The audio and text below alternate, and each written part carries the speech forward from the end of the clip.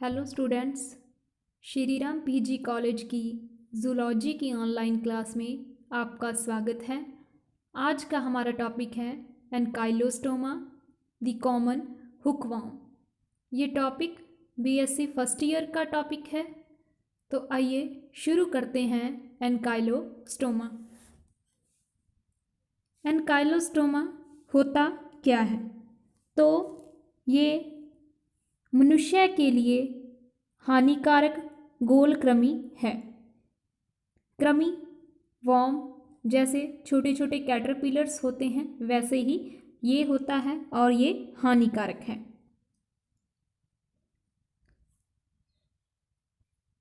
सबसे पहले करेंगे इसका क्लासिफिकेशन, वर्गीकरण। Phylum nematoda, class phasmidia, order strongyloidea, genus ancylostoma और स्पीशीज़ ड्यूडीनेल। जीनस और स्पीशीज़ को इटैलिक फॉर्म या फिर नीचे अंडरलाइन लगाकर लिखते हैं। तो ये हो गया इसका वर्गीकरण। कॉमन नेम, सामान्य नाम है इसका हुकवॉर्म। हुकवॉर्म क्यों कहते हैं? क्योंकि इसका जो सिरा होता है, किनारे होते हैं, वो हुक की तरह होते हैं और ये बॉडी के अंदर फिक्स हो जाते हैं, जैसी हुक फिक्स हो जाती है। इसी वजह से इसको हुकवॉर्म कहा जाता है। अब आता है इसका हैबिट्स एंड हैबिटेट, स्वभाव और आवास। तो हुकवॉर्म उन स्थानों में भली भांति पनपते हैं जहाँ गंदगी होती है, जैसे लोगों का नंगे पैर घूमना, स्वच्छता की आधुनिक सुविधाओं का अभाव और लोगों का खुले स्थान पर मल त्याग करना। इसके वयस्क कृमि मनुष्य की आंतर होता है इंटेस्टाइन में परजीवी की भांति रहते हैं। आंत्र के अंदर रहते हुए ये आंतरीय भित्ति के अस्तर से रुधिर, लिम्फ, श्लेष्मकला के टुकड़ों और उत्तक द्रव का शोषण करते हैं। ये सारी चीज़ें इसका क्या है? भोजन। विष्ठा द्वारा संदूषित मिट्टी से इसके संक्रमणकारी किशोर जुवेनाइल्स त्वचा द्वारा मानव परपोषी में प्रवेश कर जाते हैं। तो स्ट्रक्चर के अंदर आपको एक वॉर्म दिखाई दे रहा होगा, कृमि दिखाई दे रहा है। ये क्या है? एनकाइलोस्टोमा। तो देखने में इस तरह का होता है। पाया कहाँ जाता है? गंदगी वाले स्थानों पर, और मनुष्य की आंत्र के अंदर परजीवी के रूप में रहता है और वहीं से अपना फूड वगैरह लेता है। तो ये हो गया इसका स्वभाव और आवास। नेक्स्ट आती है इसकी आकारकी या मॉर्फोलॉजी। तो देखिए डायग्राम के अंदर आपको दो दिखाई दे रहे हैं, एक फीमेल और एक मेल। फीमेल कैसा है? थोड़ा सा मुड़ा हुआ, और मेल कैसा है? लंबा है। फीमेल की लंबाई 10 से 13 मिलीमीटर होती है और इसका डायमीटर होता है व्यास, वो होता है 0.6 mm। मेल्स वो 8 से 11 मिलीमीटर और डायमीटर है 0.4। Posterior end has an umbrella shaped bursa with rib like rays। तो posterior end है ये वाला एंड है ना, posterior end। तो इस पे क्या है? umbrella shaped bursa पाए जाते हैं और 2 pairs of curved teeth on the ventral wall of its buccal capsule। तो क्या होता है? तो इसकी जो बक्कल कैप्सूल होती है उस पर 2 पेयर यानी कि 2 जोड़ी दांत कर्व्ड फॉर्म में पाई जाती हैं। तो ये हो गया एनकाइलोस्टोमा ड्यूडीनेल, उसकी मॉर्फोलॉजी देखने में कैसा होता है। तो जो नर कृमि है उन पर अंकुश आकार की एक रचना पाई जाती है, जिसके कारण इन कृमियों को अंकुश कृमि या हुकवॉर्म कहा जाता है। देखिए डायग्राम के अंदर दिख रहा है ना, मेल वाला देखिए नीचे की तरफ पोस्टीरियर एंड पर क्या एक अम्ब्रेला लाइक स्ट्रक्चर पाई जाती है, इसी वजह से इसको क्या कहते हैं? हुकवॉर्म, हुक पाई जाती है। साइज मेल 8 से 11 मिलीमीटर और व्यास 0.4 मिलीमीटर। फीमेल अधिक लंबी है, वो 10 से 13 मिलीमीटर लंबी और 0.6 मिलीमीटर व्यास होता है। फिर आ जाता है नर और मादा दोनों का अग्र सिरा कुछ संकरा और पृष्ठ की ओर को वक्रित होता है। इसी कारण इनको अंशक्रमी या हुकवर्म कहा जाता है। तो फीमेल हुकवर्म का पृष्ठ सिरा नुकीला होता है, जबकि नर का पृष्ठ सिरा अवस्कर के चारों ओर एक चौड़े छाते के समान रचना, जिसको मैथुन प्रपुटी या कॉप्युलेटरी बर्सा कहते हैं, उसका निर्माण करता है। तो डायग्राम के अंदर देख लीजिए, ये फीमेल है, इसका लास्ट वाला सिरा नुकीला है और मेल के अंदर कैसा है, अम्ब्रेला शेप्ड। तो ये होगी संरचना। डायग्राम को बड़ा करके दिखाया गया है, इसमें सही दिखाई देगा। तो फीमेल का ये देखिए सिरा नुकीला है और ये मेल है, मेल का ये सिरा कैसा है, अम्ब्रेला लाइक, और ये कॉपुलेटरी बर्सा का निर्माण करता है, मैथन प्रपुटी का निर्माण करता है। तो ये होगी स्ट्रक्चर। फीमेल का साइज बड़ा होता है, मेल का साइज छोटा होता है। अब आ जाते हैं बॉडी के दूसरे character, body wall. Body wall क्या चीज़ होती है, देह भित्ति, शरीर भित्ति। तो इसके अनुप्रस्थ परिच्छेद का अध्ययन करने पर इसकी शरीर भित्ति में बाहर से अंदर की ओर क्रमशः क्यूटिकल, उपचर्म और लंबवत व्यवस्थित पेशियां दिखाई देती हैं। शरीर गुहा एक कूट गुहा होती है जिसमें विभिन्न अंग तंत्र पाए जाते हैं। बॉडी वॉल क्या चीज़ होती है, बॉडी के बाहर वाली वॉल। तो बाहर से देखने पर तो अपने को क्या है, वो सिर्फ एक स्किन का टुकड़ा दिखाई देगा, लेकिन अंदर की तरफ जब हम उसका सेक्शन काटते हैं तो उसमें क्या क्या कुछ दिखाई देता है। सबसे बाहर क्यूटिकल, फिर उपचर्म, फिर उसके बाद पेशियां और उसके नीचे अंग तंत्र पाए जाते हैं। नेक्स्ट, डाइजेस्टिव सिस्टम, पाचन तंत्र। तो पाचन तंत्र में मुख संपुट, क्यूटिकल से अस्तरित त्रिअरिय अवकाशिका की पेशीय ग्रसनी, एक ग्रसिका बल्ब, एक आंत्र, एक मलाशय और फीमेल में एक गूदा, परंतु नर में एक अवस्कर होता है। तो ये हो गए इसके अंग। भोजन परपोषी की आंत्र की श्लेष्मा झिल्ली, रुधिर के शिकाएं और सीरम होते हैं। तो इन सब चीज़ों को ये भोजन के रूप में लेता है। मुख संपुट में उपस्थित छोटे छोटे दांतों से परपोषी की आंतरभित्ति में बनाए गए छिद्रों से ग्रसनी की चूषण क्रिया द्वारा रुधिर और दूसरे द्रवों को सक करता है, चूसता है। ये कृमि अपने द्वारा बनाए गए घाव में एक प्रतिस्कंदक का स्राव करते हैं, जो चूसे हुए रुधिर के स्कंदन होता है क्लॉटिंग, थक्का बनना, उसको रोकता है। तो एंटी स्कंदक पदार्थ उसमें मिला देता है। इस प्रतिस्कंदक के कारण ही कृमियों द्वारा स्थान परिवर्तन के बाद भी घाव से रुधिर निकलता रहता है। प्रत्येक वयस्क कृमि अपने परपोषी से लगभग 0.8 मिलीलीटर ब्लड चूस लेता है, जिसके फलस्वरूप गंभीर रुधिरहीनता हो जाती है, यानी कि मनुष्य के अंदर क्या हो जाता है, रुधिर की कमी। पाचन क्रिया आंत्र में ही होती है। तो ये हो गया इसका पाचन तंत्र। नेक्स्ट, एक्सक्रीटरी सिस्टम, उत्सर्जी तंत्र। उत्सर्जी तंत्र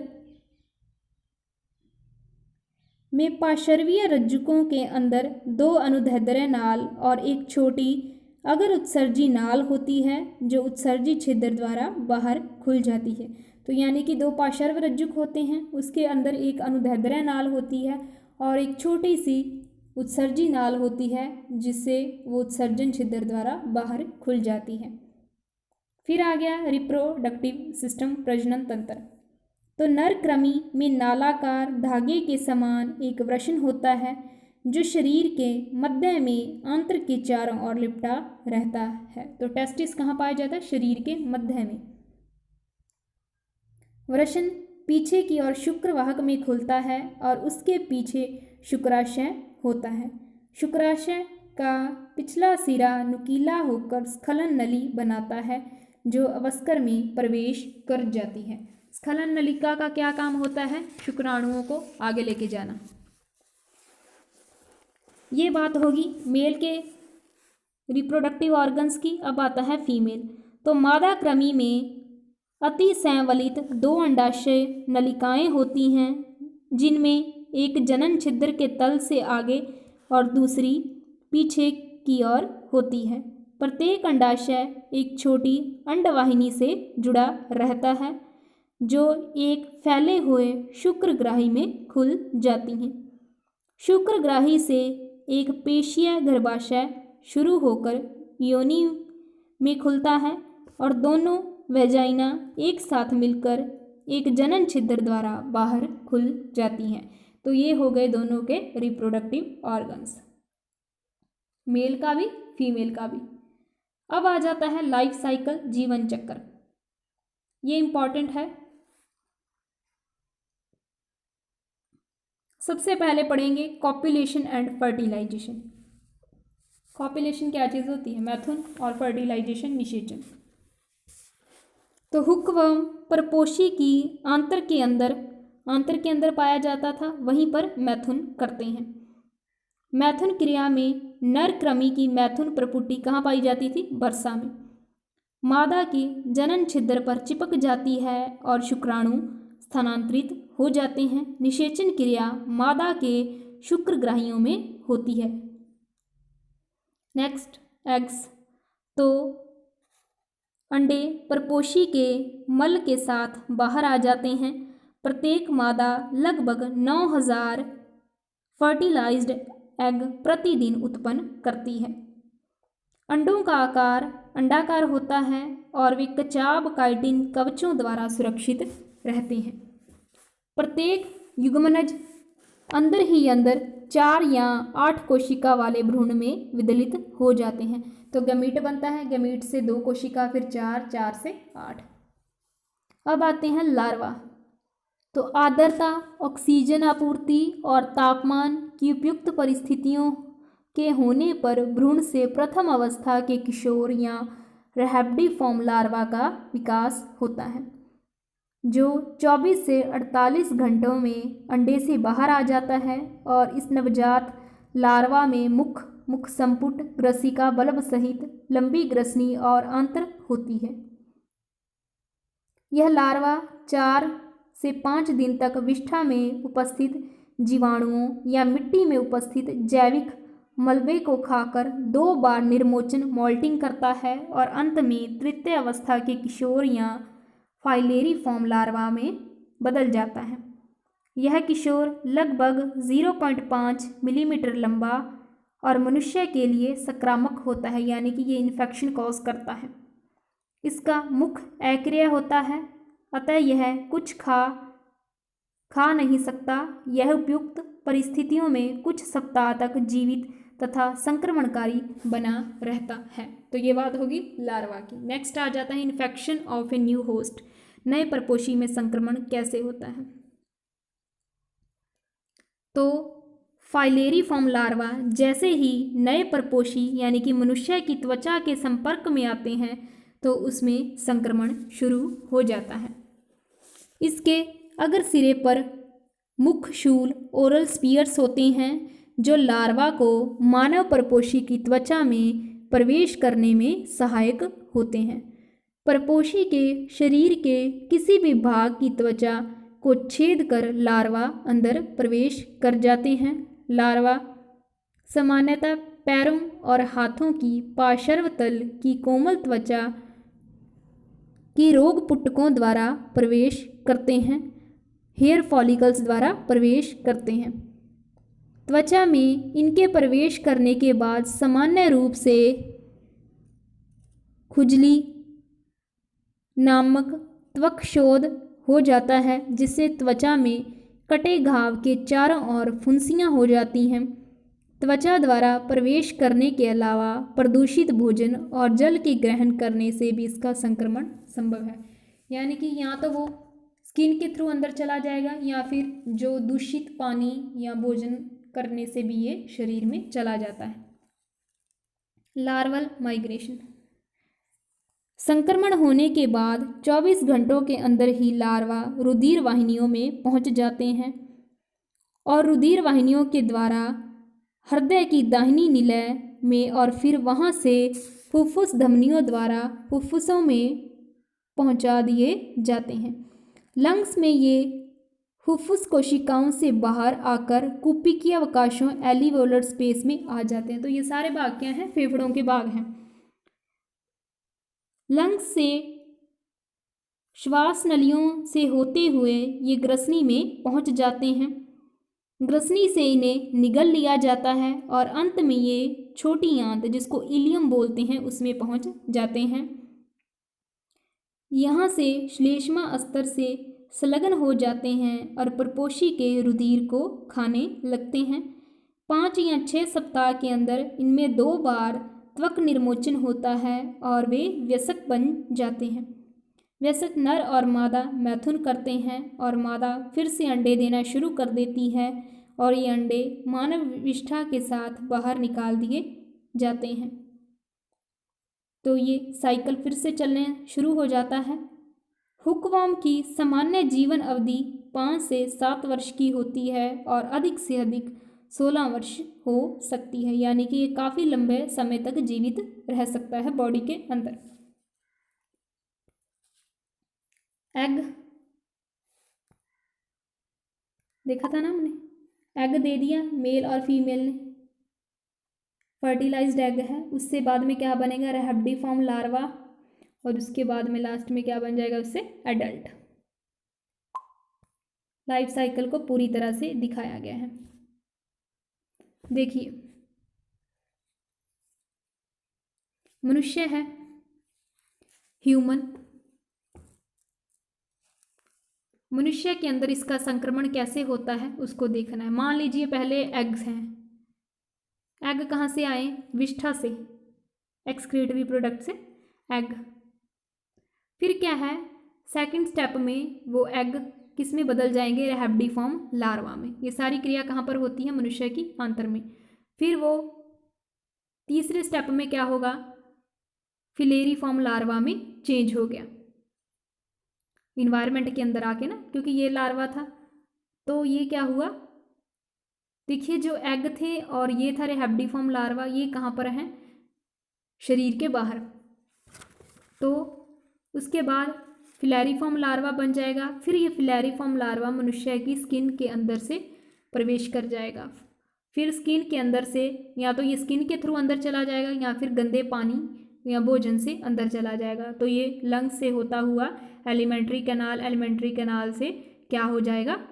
उसके अंदर रहेगा और भोजन वगैरह को लेने लग जाएगा। भोजन के रूप में ये क्या लेता है? ब्लड को।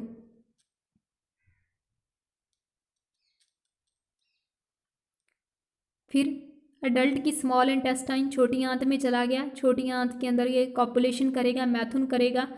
नर और मादा के बीच संयोग होगा, अंडे बनेंगे और ये अंडों को किस में मुक्त कर देगा? विष्ठा के अंदर, एक्सक्रीटरी प्रोडक्ट के द्वारा। तो ये सारा साइकिल चलता रहता है और इसी के थ्रू मनुष्य में क्या हो जाता है? संक्रमण हो जाता है। यानी कि एग आए, एग से क्या हुआ?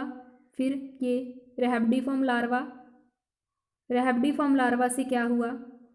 फिलेरिफॉर्म लार्वा, फिलेरिफॉर्म लार्वा से स्किन में इन्फेक्शन और ये फिर से मनुष्य के अंदर। तो इस तरह से ये सारी प्रोसीजर चलती रहती है और संक्रमण हो जाता है। तो इस डायग्राम से लाइफ साइकिल को समझिए, फिर आपको इजी रहेगा। तो इस लाइफ साइकिल को याद करना पड़ेगा। अब आ जाता है एनसाइक्लोस्टोमिएसिस। ये क्या होता है? रोग है जो एनकाइलोस्टोमा द्वारा होता है।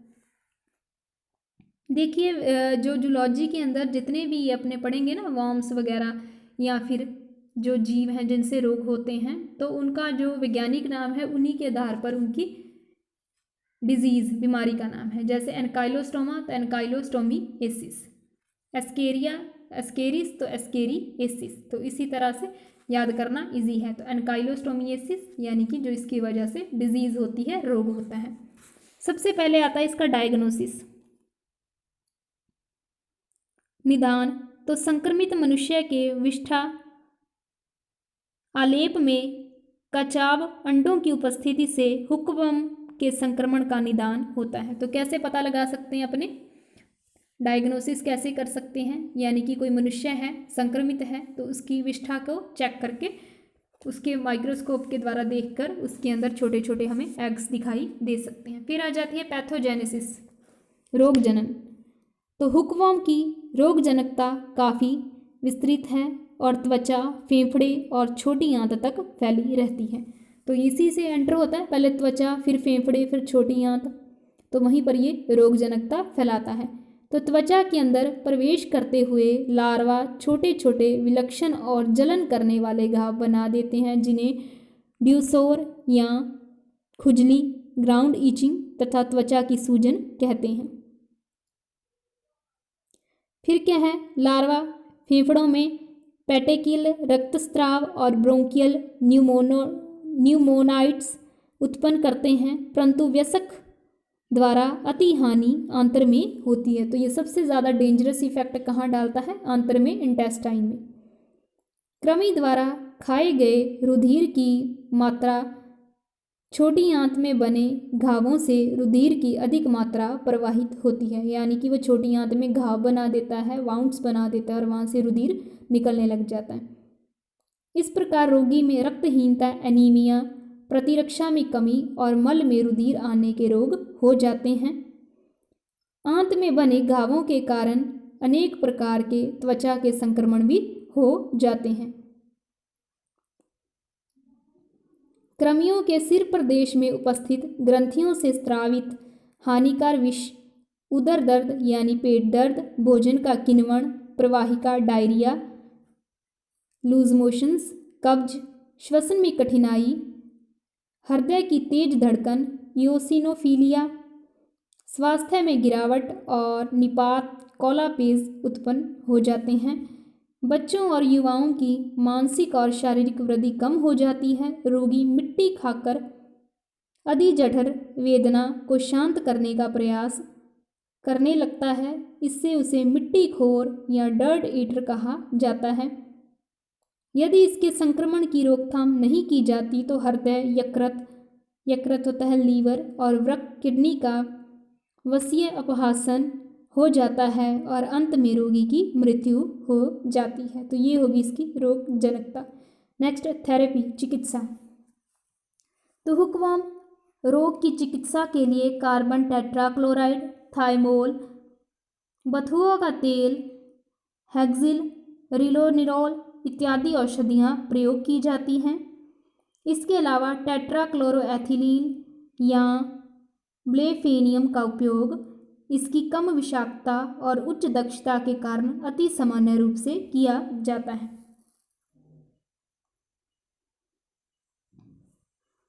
चिकित्सा के लिए गई औषधियों के प्रभाव से मरे हुए कृमि, यानी कि जो दवाई ली और कृमि शरीर के अंदर ही मर गए, तो उसको बाहर निकालने के लिए जुलाब का प्रयोग किया जाता है। रक्तहीनता के कारण हीमोग्लोबिन की होने वाली कमी को पूरा करने के लिए रोगी को आयरन के टॉनिक दिए जाते हैं, जिससे उसमें खून की कमी को पूरा किया जा सके। कंट्रोल। तो हुकवर्म रोग से आर्थिक हानि होने के साथ साथ ही स्वास्थ्य भी दुर्बल होता है। रोग से बचने और इसकी रोकथाम के लिए इससे प्रभावित क्षेत्रों में रहने वाले लोगों को खेतों तथा मिट्टी में नंगे पांव नहीं लेकर जाना चाहिए और मल त्याग करने में स्वच्छता का ध्यान रखना चाहिए, जिससे कि मिट्टी में प्रदूषण ना हो। तो एक तो हाथ पैरों से ही ये शरीर में एंटर करते हैं ज़्यादातर, तो कभी भी पैरों को नंगा नहीं रखना चाहिए और नंगे पैर लेकर मिट्टी वगैरह में घूमना नहीं चाहिए, गंदी मिट्टी में नहीं घूमना चाहिए। तो ये हो गया इसका कंट्रोल, नियंत्रण कैसे किया जाता है। तो इसी के साथ हमारा आज का टॉपिक एनकाइलोस्टोमा कंप्लीट होता है। एनकाइलोस्टोमा क्या है? एक परजीवी है, निमेटोडा के अंदर आता है और इसके द्वारा जो रोग होता है उसको बोलते हैं एनकाइलोस्टोमिएसिस। तो इसी को यहीं पर ख़त्म करते हैं। अगली क्लास में करेंगे नया टॉपिक। आज के लिए बस इतना ही। Thank you.